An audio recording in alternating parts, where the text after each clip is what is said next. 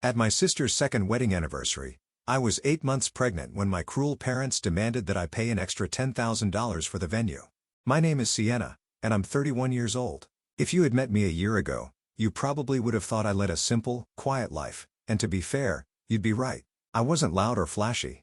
I didn't chase attention or drama. All I ever wanted was peace, stability, and a place that felt like mine. A place where I could just exist without constantly proving my worth.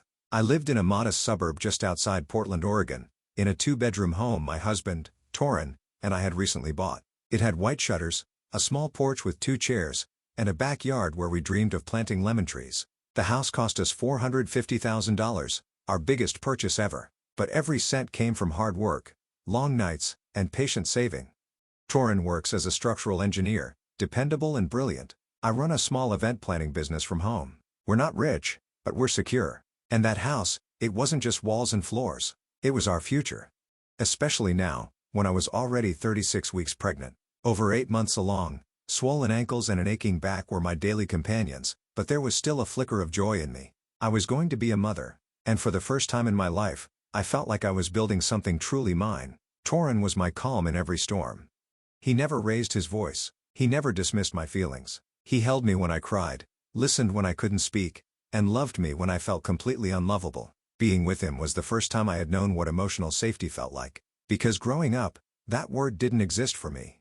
I was the eldest daughter in a household that looked perfect from the outside. My mother, Mira, was always polished and poised, the kind of woman who wore pearls to pick up groceries. My father, Martin, was a stern accountant who worshipped control and silence. And then there was Megan, my younger sister by 6 years, the golden child. Where I was tolerated, Megan was celebrated. Her artwork was framed, her grades applauded, her mistakes forgiven. I was the background noise in their perfect family photo. They never said it out loud, but I knew I was the obligation. Megan was the pride. When I got into college, no one celebrated. When I launched my business, my mother asked why I didn't just get a real job. And when Torin and I told them I was pregnant, Mira just raised an eyebrow and said, "Are you sure that's wise? You barely take care of yourself." I learned to smile through it all. I became a master at pretending. Pretending it didn't hurt when Megan was called the gifted one while I was overlooked. Pretending it didn't sting when they forgot my birthday but threw Megan lavish dinners. Pretending that one day, maybe one day, they'd finally see me. That they'd love me. And maybe that's why when the invitation arrived, I didn't throw it out. I should have. I stood in the kitchen holding the glossy envelope with my name written in fancy script, tracing the letters with my thumb. It was Megan's second wedding anniversary. A grand celebration. A night of glamour. A reminder of where I stood on the outside. But still, that quiet voice inside me whispered, maybe this time it will be different. Torin walked in and saw the envelope in my hands. He rested his palm on my back gently and asked, "Do you want to go?" I didn't answer immediately. Part of me wanted to rip it apart and toss it. But the other part, the wounded daughter who still craved approval, said softly, "I think I need to." He nodded, his voice warm and steady. "Then we go. But if anything feels off, we leave. No explanations." I smiled faintly. I had no idea that the next time I'd see my family, I'd be bleeding near a swimming pool, my baby struggling inside me, while the people who should have protected me stood watching. But betrayal doesn't always announce itself. Sometimes, it's dressed in designer gowns and polite smiles, and it hits hardest when it comes from those who once kissed your forehead goodnight. The official invitation arrived a few days later, sealed in a thick ivory envelope with gold foil trim and an embossed monogram that screamed elegance. It was for Megan and Jordan's second wedding anniversary, hosted at the prestigious Glenwood Garden Hotel, a luxury outdoor venue known for its scenic views and lavish parties. I sat on the couch, 8 months pregnant, holding the invitation like it was a letter from a world that had always excluded me. The card read, "You are cordially invited to celebrate the second wedding anniversary of Megan and Jordan, Saturday, 6 p.m. sharp, Glenwood Garden Hotel, formal attire." It felt less like an invitation and more like an assignment. Show up, stay quiet, smile for the pictures. I showed the card to Torin, who was folding laundry across the room. He glanced at it, then looked at me. "We're really doing this?" I nodded slowly. "Just one more try. I don't want to regret not going." He walked over and kissed my forehead. "All right, but the second it starts feeling wrong, we're out. Deal?" I whispered, resting my hand on my belly. On the evening of the event, I took my time getting ready. I wore a soft blush maternity gown that hugged my bump without being too tight.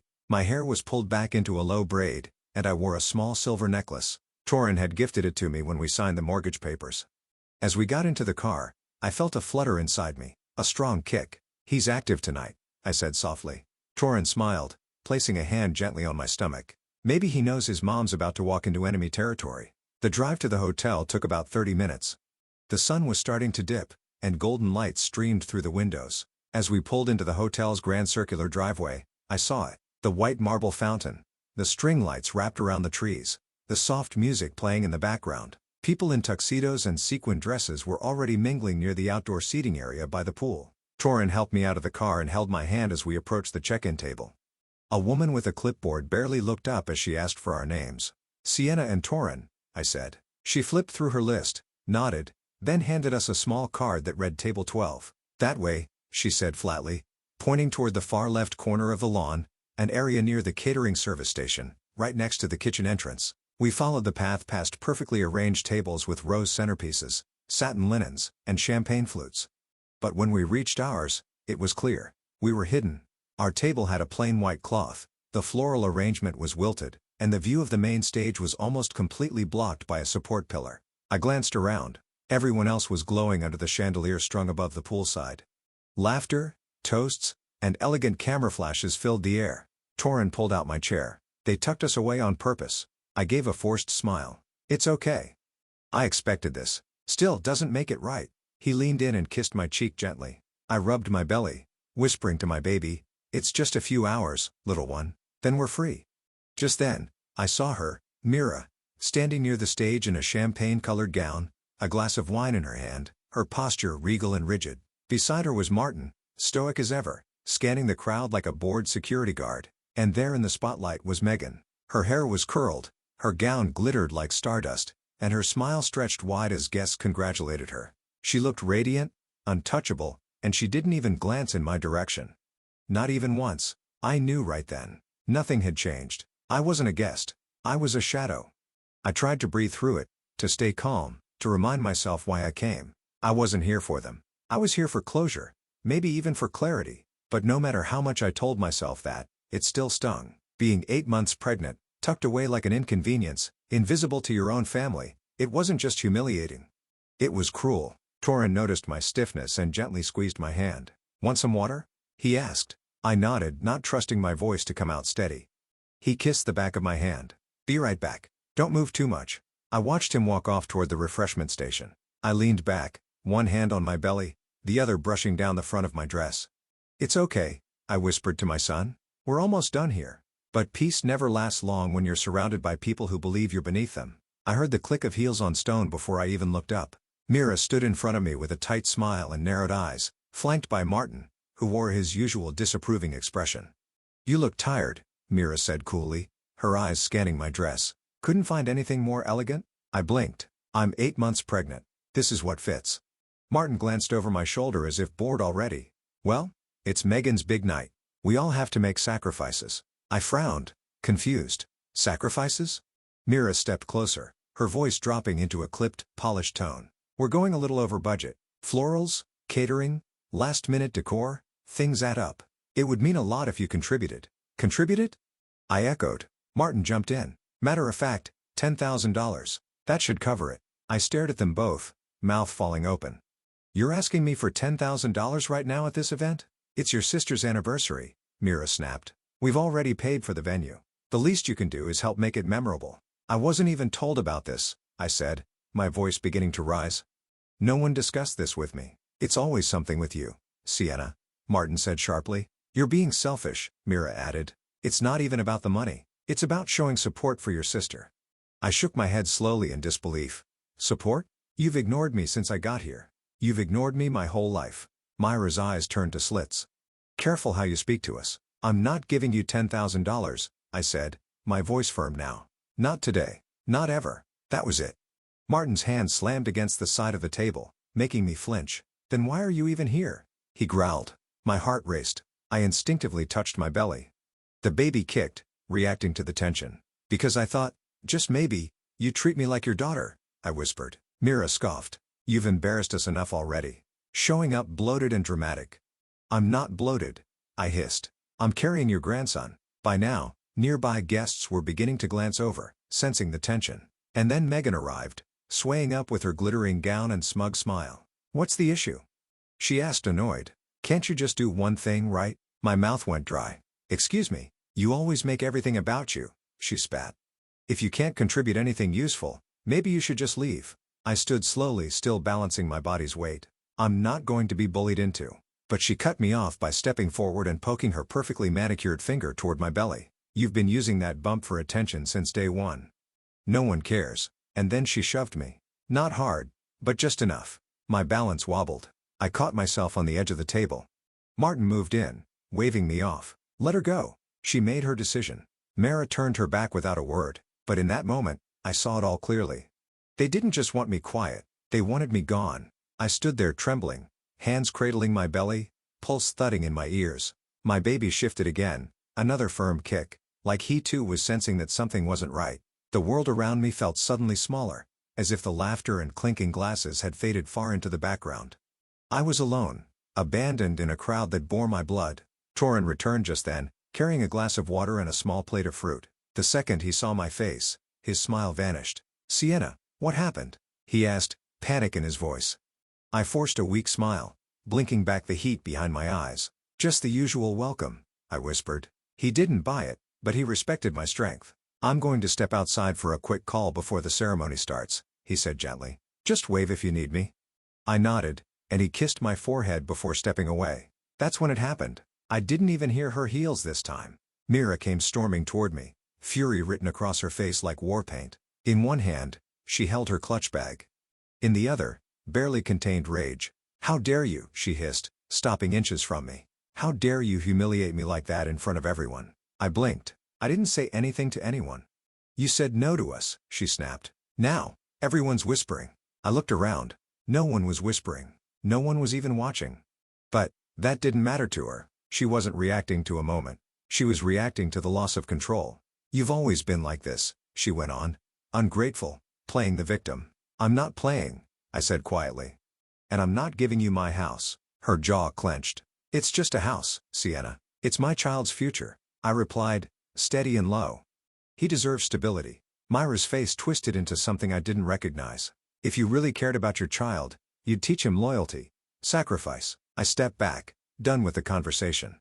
"I'm done, Mom." But just as I turned to leave, Megan stepped forward again. "What's wrong now?" she mocked. "More excuses?" "Megan, walk away," I said firmly, "please." But she didn't. She moved in close and sneered. "You've been milking that pregnancy since the test turned positive. Nobody cares. You're just looking for a scene." And with that, she reached forward and gave me another shove. Harder this time. I stumbled back, my heels catching on the stone tile. I gasped, arms flailing for balance. But before I could recover, Mira lunged forward. She didn't even hesitate. There was a shout from somewhere nearby, but I barely heard it. Mira shoved me square in the chest, her eyes cold, her mouth tight, and I lost control. My foot slipped, my center of gravity gave out, and I fell backward with terrifying speed. And then came the cold, the impact, the water. I plunged into the hotel's decorative swimming pool fully clothed, fully pregnant, and unable to breathe. For a second, I was submerged, weightless, helpless, my dress billowing around me like a drowning curtain. Panic exploded through my chest. I thrashed, reaching for something. Anything. As pain shot through my stomach and lower back. I was 8 months pregnant. I wasn't supposed to be in a pool. I wasn't supposed to be sinking. Above the water, chaos erupted. Screams, shouts, splashes. And then, in a blink, strong arms were around me. Torin's arms, pulling me up from the water. He had dived in fully dressed. He gripped me tightly, lifted me out of the pool, and cradled me onto the pavement. "Sienna, Sienna, talk to me," he shouted, breathless and soaking wet. I gasped, trying to speak, but then it happened. My water broke. A warm gush spilled out beneath me. "Oh God," Torin whispered. "She's in labor. She's in labor." My body shook, my dress clung to my skin, and my belly pulsed with sharp, rapid cramps. Torin grabbed his phone with shaking hands and dialed 911. "My wife is 8 months pregnant," he told the operator, voice thick with urgency. "She was pushed into a swimming pool. Her water broke. We need paramedics immediately." He turned to the crowd, screaming, "Call the police. Someone assaulted my wife." And someone did. Because justice this time was coming fast. The scene around us descended into a chaos I'll never forget. Guests who once laughed and toasted with champagne were now frozen in shock, some shouting, others fumbling for their phones. Torin knelt beside me, drenched and shaking, one hand cradling my face, the other trying to apply pressure with a napkin he'd grabbed off a nearby table. My body trembled with each contraction. The pain wasn't just physical, it was betrayal that throbbed through my veins. "You're okay," he kept whispering. "You're strong. You're going to get through this." Then a voice cut through the crowd, calm, firm, authoritative. "Step back. Everyone step back. I need clear space." Officer Reed had arrived, tall and composed, with another officer and 3 paramedics behind him. His eyes swept across the scene and landed on me, soaked, pregnant, crying, and barely able to breathe. "Who did this?" he asked loudly. Torin pointed straight toward Mira. "Her. That woman pushed my wife into the pool. My wife is in labor. She's 8 months pregnant. She hit the water hard. She's in pain." Mira started to speak, but Officer Reed raised a hand. "You'll speak when asked, ma'am." The paramedics moved in fast. One checked my vitals, the other monitored the baby's heartbeat. "We need to transport her now," one of them said urgently. "She's contracting fast." But Officer Reed wasn't finished. "Any witnesses?" he asked the surrounding guests. A few immediately stepped forward, but then a hotel staff member came running. "There's CCTV footage," she said breathlessly. "Everything was recorded. The pool area has full video surveillance." "Perfect," Officer Reed said, already pulling out his notepad. "We'll secure the footage now." Mira took a step back. "It was an accident," she muttered. She slipped, but the guests weren't silent anymore. "That's a lie," someone called out. "I saw you shove her, and I saw Megan push her first," someone else added. "You were all in on it." Officer Reed's jaw tightened as he turned to Mara, Martin, and Megan. "You 3 are being detained for questioning regarding assault, endangerment of an unborn child, and public violence." "You can't be serious," Martin protested. "We're her family." "Exactly," the officer said coldly. "And you treated her like a stranger." Handcuffs clicked one after the other. Mira screamed. Megan wept. Martin tried to argue. No one listened. Meanwhile, Torrance stayed glued to me as the paramedics lifted me onto a stretcher. I gripped his hand, barely able to speak. "Don't leave me." "Never," he said, climbing into the ambulance beside me. As the sirens wailed and the lights flashed red and white across the marble tiles, I saw them. My parents and my sister being led toward the police cruiser in cuffs. No more smug smiles. No more fake perfection. The crowd that once admired them now watched in disgust. And me? I lay in the ambulance, wet, terrified, and in pain. But for the first time, I didn't feel alone. Justice was on its way. So was my son. The ambulance raced through the city streets, lights flashing, sirens howling like a warning to the world. Something urgent, something precious was on its way. I lay strapped to the gurney, soaked to the bone, a thin blanket draped over me. My belly tensed every few minutes, sharp, pulsing contractions that left me breathless. A paramedic hovered near my side, adjusting the fetal monitor. "She's 36. She spoke in her radio calmly. "Labor triggered by trauma. Fetal heartbeat steady for now. ETA 7 minutes. Alert maternity team." Torin sat beside me, his soaked shirt clinging to his chest, hair dripping, hands trembling as he held mine. "You're doing amazing," he whispered, though I hadn't said a word. His voice was shaking, but his eyes were steady, fixed only on me. "You're going to be okay. He's going to be okay." I tried to nod, but my body felt like it was spiraling between panic and pain. I wasn't ready for this. Not like this. Not after that. But there was no going back. The contractions were coming fast now. Within minutes, the ambulance doors flew open, and I was wheeled into the bright fluorescent corridors of St. Grace Hospital. Nurses in blue scrubs flanked me on both sides, barking orders and checking my vitals. BP rising. "Get the OB in here now. Get her dry and monitored stat." Then I heard the voice I needed most. Dr. Lisa Bennett, my OB/GYN. Grounded, familiar. "Sienna, you're safe now," she said, placing a gentle gloved hand on my arm. "You're 36 weeks along. That's early term. The baby's heartbeat looks good. We're going to proceed carefully, okay?" I blinked, the lights above blurring into halos. "Is he okay?" "He's strong," she said, nodding. "Just like his mom." Torin kissed my forehead and whispered, "I'm right here." The whole way. Time blurred after that. There was no room for thoughts, only breath and pain. Contractions ripped through me harder and closer together. Nurses helped me reposition, coached me through breathing, held my legs when I couldn't do it myself. I cried through every surge, feeling like my body was betraying me, but Torin never let go of my hand. "You already survived the worst," he told me. "This is the part where you rise." I don't know how long it took, an hour, 2. But eventually I heard Dr. Bennett's voice again, firmer this time. He's crowning. Sienna, just a few more pushes. You've got this. The pressure became unbearable. My body trembled with exhaustion. I was crying, screaming, praying all at once. And then I heard it. A cry. A beautiful, sharp, newborn cry. Not weak, not unsure, but strong, defiant, alive. My son. At exactly 2:04 a.m., he came into the world. 6 pounds, 2 ounces. A head full of dark hair and the softest, warmest skin I'd ever felt. They placed him on my chest, and I sobbed as my arms instinctively wrapped around him. "Hi, baby," I whispered. "We made it." Torin leaned over us, his face soaked in tears. "He's perfect," he whispered. "You both are." I held my baby tight, pressing my lips to his forehead. My body ached. My heart thundered. But for the first time in my life, I felt whole. I had brought life into the world, not just after trauma, but through it, and I had done it on my terms. We stayed in the hospital for 4 days. Doctors monitored my concussion, ran tests, and checked for any complications from the fall and the sudden labor. Every nurse who entered the room called me Mama, brought me warm blankets, and treated me like someone who mattered. Torin never left. He slept in a chair beside me. Our son curled against his chest like he'd always belonged there. And as I watched them both in those quiet moments, I knew something for certain. The people who broke me didn't win. I was still here, and I had someone new to fight for now. Someone who would never have to beg for love the way I once did. 2 days after I was discharged from the hospital, with my newborn son bundled against my chest and Torin holding my hand, we walked into the downtown office of attorney Brian Clark. The building was quiet, modern, and filled with the kind of confidence only justice can wear. I felt tired, still healing, but I knew why I was there. Not just for myself, but for my child. For the version of me that had been silenced for too long. Brian didn't waste time.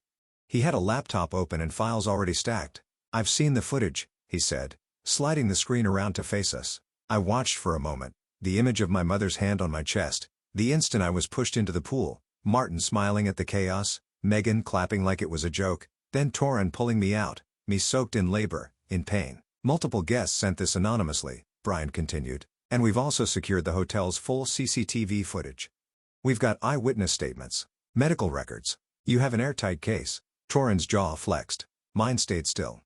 I didn't want sympathy. I wanted action. "We're pressing charges," I said. "All of them." Brian nodded. "We'll file for assault with a deadly circumstance because the act endangered both you and your unborn child. That includes physical assault, reckless endangerment of a pregnant woman, verbal abuse, and public humiliation." "And Megan?" I asked. "Verbal incitement and complicity," he replied. "She helped create the situation that led to your injury." "Good," I said firmly. "I don't care about money. I care about accountability." Brian looked me in the eye. "You'll have it. But be ready. They'll cry. They'll twist it. They'll play the family card. Say, it was a misunderstanding. Then I'll show up in court," I said, with my medical records in one hand and my baby in the other. The court hearing began 2 weeks later. The room was stiff, formal, tense. Mara, Martin, and Megan sat on the defense side, dressed in muted gray tones, trying to look harmless. Mara even wore pearls. Martin's jaw clenched like always. Megan stared at her lap, suddenly quiet. Their lawyer painted a picture of family misunderstanding, stress, and emotional imbalance during a sensitive event. They called me unstable, said the pregnancy made me irrational, that I slipped. But the video played clearly, again and again. The push, the impact, the guests' reactions, the staff shouting. And then came the testimony. One by one, witnesses stood. I saw her get pushed.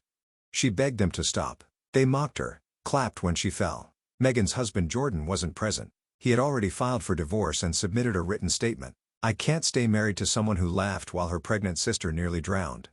Megan cried when it was read out. I didn't feel sorry for her. When it was my turn to speak, I didn't cry either. I stood tall. I told the court how I had been treated all my life. How I was called selfish for refusing to give away the home I had built with my husband. How I was ignored, mocked, and ultimately assaulted in front of hundreds of people. "I'm not just a victim of one night," I said calmly. "I'm the result of years of being treated like nothing." The courtroom was silent. And when the judge finally spoke, his words rang clear and heavy. "This court finds Mara Carter, Martin Carter, and Megan Carter guilty of all charges." Mara was sentenced to 7 years in state prison with no parole. Martin received 5 years for complicity and threatening behavior. Megan was sentenced to 4 years for verbal incitement, public cruelty, and obstruction of truth. I didn't smile. I didn't cheer. I just held my baby tighter as Torrin gripped my hand, and for the first time in my life, I exhaled without weight in my chest. Justice wasn't a concept anymore. It had a name, a sentence, a courtroom stamp, and I had lived to see it. 1 year passed. A full rotation of the sun. 12 months since I lay on cold stone tiles, soaked and humiliated, laboring in pain while my family turned away. But this time, the day didn't begin with tears or fear. It began with warmth.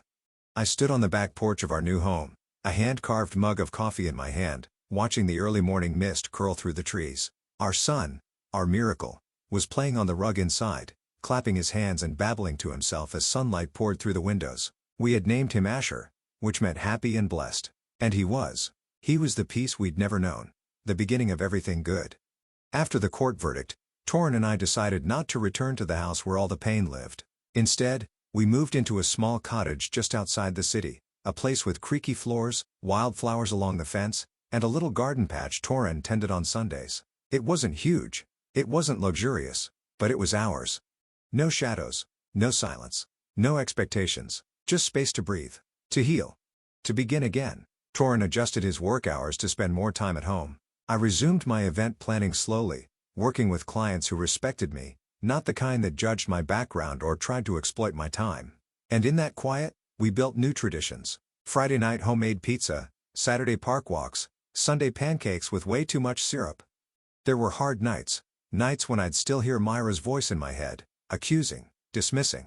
Moments when I'd wake up from dreams of falling, of drowning, of being pushed. But Torrin would wrap his arm around me, and Asher's tiny feet would pat across the floor into our room, and everything sharp would soften again. I didn't just survive my family's betrayal, I rewrote the meaning of family.